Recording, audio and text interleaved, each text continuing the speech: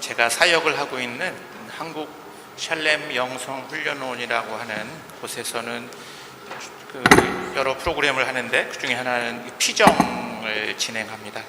짧게는 2박 3일, 또 길게는 2주 동안 이렇게 하루에 7, 8시간씩 기도하는 피정을 진행을 하는데, 한 번은 코로나가 오면서 저희가 피정을 할 수가 없게 됐어요. 근데 기도하고 싶은 사람들이 있다고 해서 온라인으로 피정을 해본 적이 있습니다. 줌으로 2주 동안 각자의 집에 있으면서 오전 시간은 하루에 한 3시간은 같이 각자 집에서 기도를 하고, 오후에는 산책을 하는데, 피정집에 가면 아주 자연 환경이 좋은 데서 산책을 하지만 그때 저희가 집에서 피정을 할 때는 골목 산책을 했어요.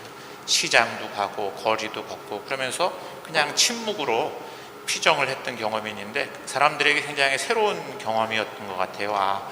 우리가 꼭 피정집에 가서만 기도할 수 있는 건 아니구나. 우리가 집에 있으면서도 이렇게 정말 침묵하면서 기도할 수 있겠구나 하는 새로운 경험을 했던 기억이 있습니다. 오늘 저희가 맞이하는 이 사순절 첫째 주간은 어떻게 생각하면 저희가 일상에서 직장 생활도 하고 가정 생활도 하고 우리가 살아가는 일상을 살아가면서 우리가 일상 속에서 피정을 할 수 있겠구나 하는 경험을 하는 그런 시간이 아닐까, 저는 그렇게 생각합니다. 제가 인도에서 한 1년 가까이 공부하던 시절이 있었는데, 그때는 제가 그 방학을 틈을 타서 조금 여행을 했어요. 그 중에 한 2주 정도는 제가 간디 아슈람에서 머물렀는데, 그때 한 조계종 스님이 그 아슈람에 찾아와서 저랑 같이 대화를 했던 적이 있습니다. 우리 부산 주교자 성당 바로 옆에 있는 조계종에 계신 스님이었는데, 그분이 저한테 그런 말을 하더라고요. 제가 그때 이후로는 이렇게 스님들을 만나면 기도 얘기는 하지 말아야 되겠다 이렇게 생각했었는데, 왜냐하면 그분이 자기는 선승으로 살지 아니면 그냥 주지승, 그러니까 2판 4판 그렇잖아요. 그러니까 수행을 하는 스님으로 살지 아니면 그냥 살림을 하는 스님으로 살지 고민 중인데, 어떻게 살지 모르겠다. 자기가 보니까 평생 기도만 했던 그런 스님들도 봤는데 깨달음을 얻은 분을 만나기가 굉장히 어려웠다. 그래서 내가 깨달음을 얻을지도 못 얻을지도 모르는 거기다가 내가 인생을 걸어야 되는지 아니면 그냥 이렇게 살림하면서 그냥 이렇게 살아야 되는지 이런 고민을 하는 중이었어요. 그러면서 그분이 저한테 무슨 말을 했냐면, 신부님, 저는 긴 기도를 해본 적이 없어요. 그렇게 얘기해요. 그래서 얼마 동안 그러면 어느 정도 기도해 보셨냐고 그랬더니 그분이 저한테 저는 60일 기도밖에 해본 적이 없습니다. 그렇게 얘기를 하는 거예요. 아무도 웃지 않으시네. 60일 기도 해보신 적 있으세요? 실은 저희 그리스도교에서는 피정, 긴 피정이 여러 피정이 있는데 그 중에 긴 피정은 ignacio 영신수련이라고 하는 피정이 있습니다. 30일 피정이에요. 그리고 또 이렇게 한 피정은 어떤 천주교 수녀님이 만든 피정인데 그분은 40일 피정을 해요. 60일 피정은 없습니다. 저희 그리스도교 안에서는. 근데 그분은 60일 동안 기도를 했다는 거예요. 밥 먹고 기도만 했다고. 그래서 근데 그분들은 어떻게 생각하냐면, 그냥 신자들, 보통 우리 신자들은 스님들한테 이렇게 잘 스님들이 기도할 수 있도록 이렇게 돈도 드리고 쌀도 드리고 해서 그분들이 수행에 전념할 수 있도록 도와주고, 스님들이 깨달음을 얻으면 우리는 스님들의 깨달음을 이렇게 배우면 돼. 이런, 불교는 그런 전통이 있는 것 같아요. 근데 그리스도교는 그런 게 아니라 우리가 모두 다 하느님의 형상으로 지음받은 하나님의 아들과 딸이기 때문에 어떤 특정한 사람만 하느님의 아들과 딸이 되는 게 아니라 모든 사람들, 성직자만이 아니라 수도자만이 아니라 모든 그리스도인들이 다 하느님의 형상으로 지음받았고 하나님의 형상으로 우리가 다시 태어날 수 있다. 이렇게 믿는 게 그리스도교의 믿음이라고 저는 생각합니다. 그래서 이번 사순절 저희가 첫 주를 지내지만 이 첫 주간이 아직 남아있는 부활까지 우리가 일상에서 우리들의 일상의 피정을 하는 시간이다, 이렇게 생각하면서 지냈을 수 있으면 좋겠다, 이런 생각을 하게 됐습니다. 오늘 저희가 들은 성경 말씀들을 다 보면 성경 말씀의 주제가 하나같이 다 유혹에 대한 이야기를 하고 있습니다. 유혹. 우리가 매년 사순절을 맞이하지만 매년 사순절의 시작은 유혹으로부터 시작을 해요. 그리고 사순절의 마지막은 어떤 말씀을 듣게 되나요? 저희가 사순절의 마지막은 십자가입니다. 예수님의 순환과 죽음으로 사순절은 끝이 나요. 그리고 우리가 부활의 희망의 영광의 부활을 맞이하게 됩니다. 사순절은 이 유혹과 십자가 사이에 있습니다. 어떻게 생각하면 그 굉장히 우리한테 그리스도인들에게는 굉장히 중요한 묵상의 주제라고 저는 생각합니다. 왜냐하면 예수님의 영적인 여정은 유혹에서 시작해서 십자가를 향한 여정이었고 우리들 모든 그리스도인들의 여정도 그렇습니다. 우리는 유혹과 십자가 사이에서 살아가고 있습니다. 오늘 저희가 들은 마테오 복음은 마테오는 복음을 기록할 때 유대계 그리스도인들을 대상으로 해서 복음을 기록했어요. 그래서 유대인들은 이스라엘 선조들의 이야기를 너무 잘 알고 있었죠. 그래서 예수님이 광야에서 받은 유혹의 이야기들이 마테오는 그것을 이스라엘 백성들의 선조들이 에집트에서 탈출해서 40년간 광야를 헤매면서 그들이 받았던 유혹과 예수님의 유혹을 연결시켜서 사람들이 묵상하도록 도움을 주고 있습니다. 이스라엘 백성들은 40년간 광야를 떠돌면서 많은 유혹을 받았고 그 유혹 속에서 늘 실패했지만 예수님은 그 광야에서 모든 유혹을 물리치셨다. 그래서 예수님은 우리에게 새로운 해방의 길, 새로운 백성이 되는 길을 참으로 우리에게 열어주셨다. 이런 이야기를 마테오가 오늘 이 성서를 또 복음을 읽는 우리에게 하고 있다고 생각합니다. 광야는 성경에 보면 결핍의 땅이에요. 동시에 광야는 우리가 하느님을 만나는 땅이고 광야는 우리가 새로워지는 공간입니다. 오늘 예수님께서는 3가지 유혹을 받으시는데 첫 번째 유혹은 아시는 대로 이 돌더러 빵이 되라고 해봐라.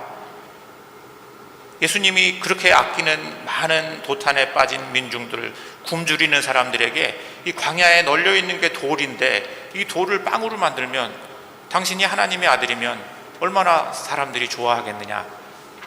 이 돌을 빵으로 만들어봐. 이렇게 얘기합니다.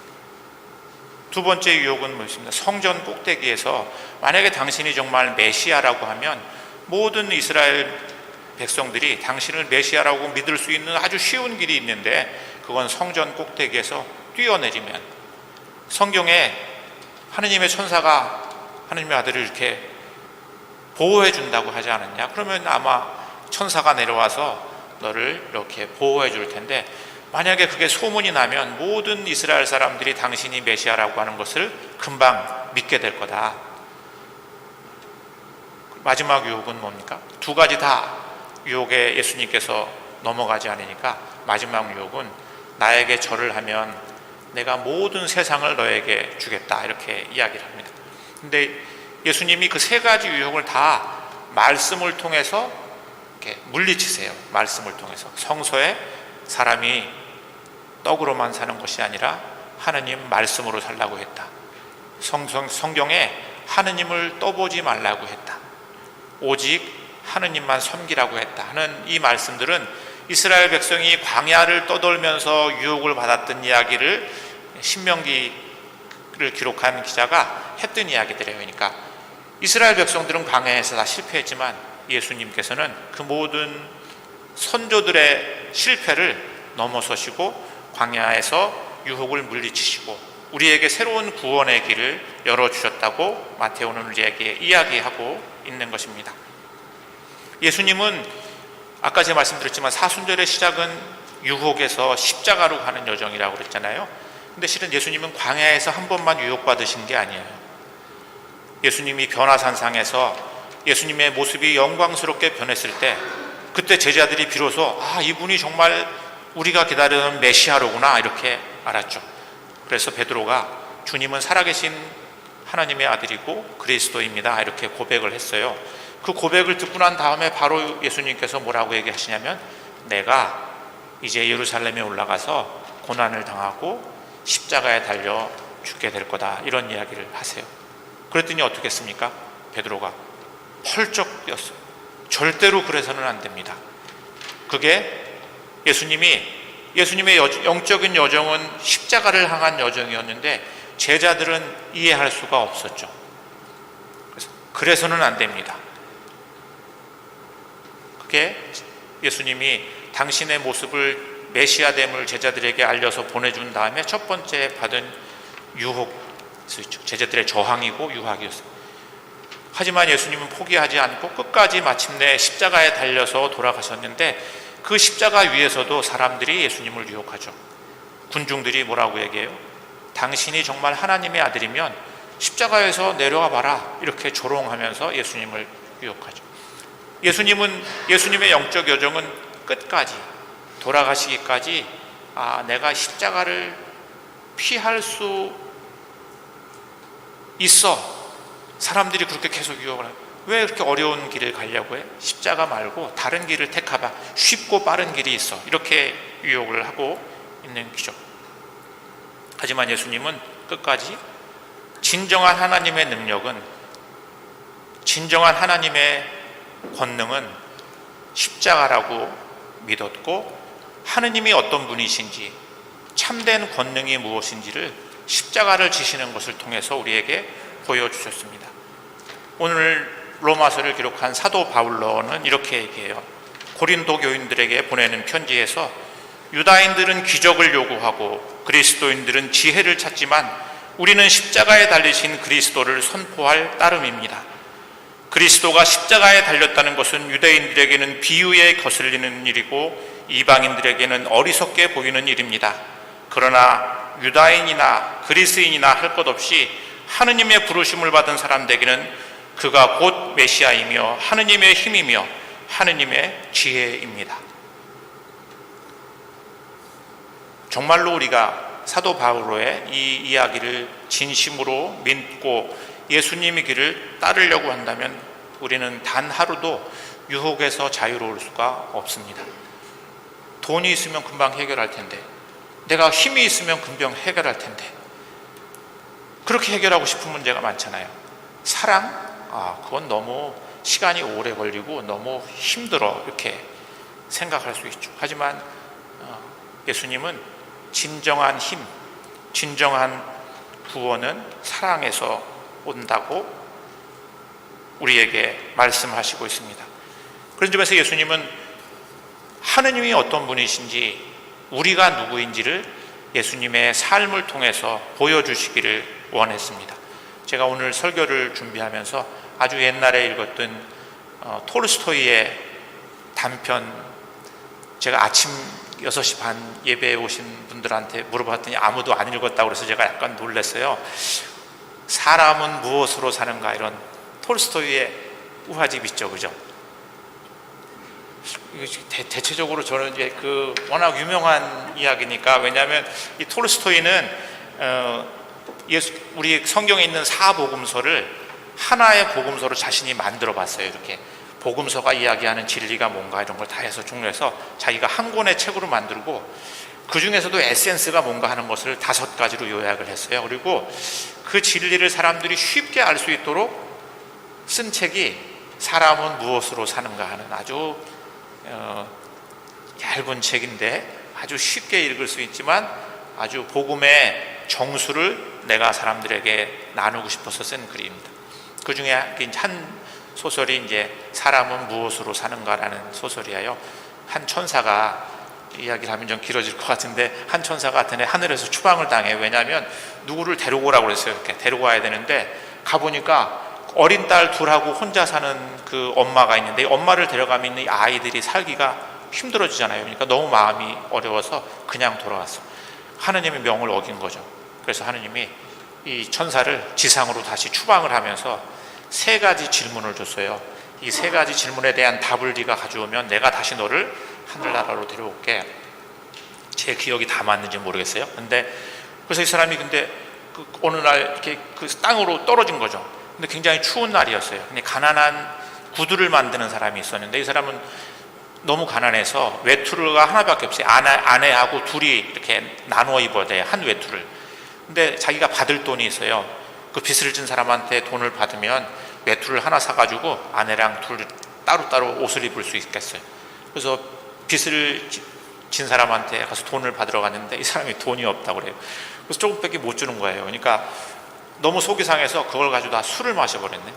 술을 마시고 돌아오는 길에 보니까 웬 사람이 저기 옷도 없는 채 그냥 이렇게 추위에 떨고 있는 거예요. 그래서 안 됐으니까 그냥 집으로 데려갔는데 아내가 좋아하겠어요. 아내가 왜 우리도 먹고 살기 힘든데 저런 사람을 우리한테 데려왔냐. 그러다가 이제 남편이 너무 힘들지 않냐. 그래서 그 사람을 이제 먹여주고 재워주고 거기서 같이 구두 만드는 일을 가르쳐 줬어요. 그러고 난 다음에는 하루는 한 부자가 왔어요. 아주 좋은 1년을 신어도 전혀 헤어지지 않는 좋은 구두를 비싼 구두를 만들어 달라고 그런 거예요. 근데 이 천사 이름 미하일이라고 하는 천사인데 이 사람이 구두를 만들지 않고 샌들을 만든 거예요. 이렇게 슬리퍼를 만들었어요.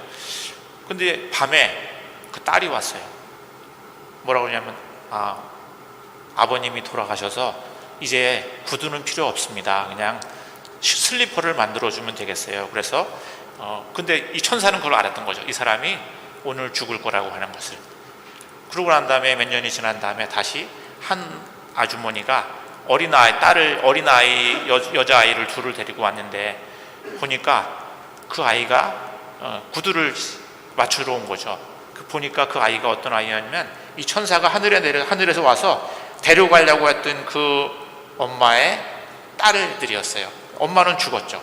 이 천사는 이 엄마를 내가 데려가면 이 아이들은 이제 어떻게 못 살 거야 이렇게 생각했는데 이웃이 그 두 아이를 입양해가지고 그렇게 잘 키워서 구두를 맞추러 온 거죠. 그래서 이 천사는 세 가지 질문이 뭐였냐면 사람에게 있는 것은 무엇이냐. 그거는 보니까 사랑인 걸 알았어요. 왜냐하면 가난한 부부가 자기를 맞아주는 것을 보면서 사람한테는 사랑이 있구나. 그래서 사람에게 없는 것은 무엇인가? 두 번째 질문이었거든요. 사람에게 없는 것은 자신에게 정말 필요한 게 뭔지 몰라요. 아까 그 부자는 자신에게 필요한 게 슬리퍼인데 1년 신을 수 있는 구두를 만들어 달라고 그랬잖아요. 그러니까 사람들은 정말 자기에게 필요한 게 무엇인지를 모르는 거예요. 세 번째 질문은 뭐였냐면 사람은 무엇으로 사는가? 그게 그 단편의 제목이었잖아요. 사람은 사랑으로 사는 거구나. 내가 이 엄마를 데려가면 이 아이들은 굶어 죽을 거라고 생각했는데 엄마가 없는데도 이웃의 사랑으로 아이가 사는구나 하는 세 가지 답을 풀고 천사가 다시 하늘로 올라갔다는 이야기입니다. 저는 오늘 사순절 첫 주일을 저희가 보내면서 우리가 어떤 사람인지 하느님은 어떤 분이신지를 우리가 더 깊이 알아가고 하느님께서 우리에게 새겨주신 하느님의 형상을 회복해가는 그런 사순절이 될 수 있기를 성부와 성자와 성령의 이름으로 말씀드렸습니다.